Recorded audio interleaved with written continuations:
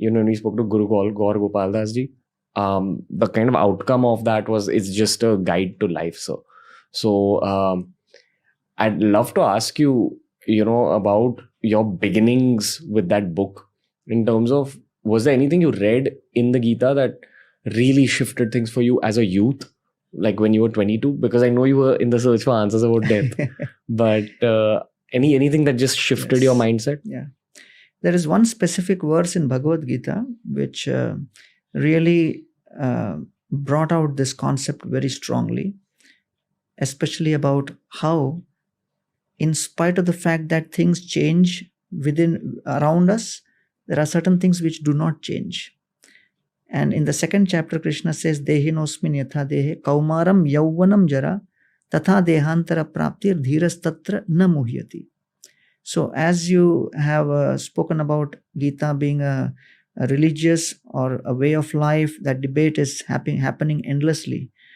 But, basically the whole idea of religion and spirituality is all about helping a person understand their journey of the soul in life and beyond life.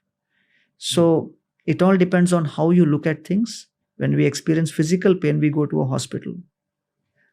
When we experience mental and emotional pain, in Vedic India, we had hospitals known as mandir, which means hospital for the mind.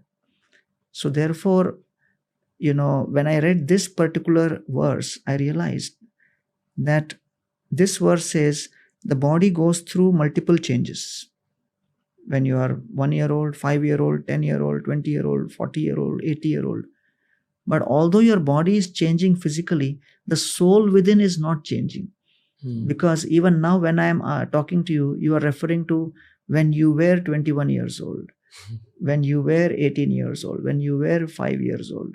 So there is an unchanging you and an unchanging I, which makes me share things with you as if I have been the unchanging witness of all those changes around me.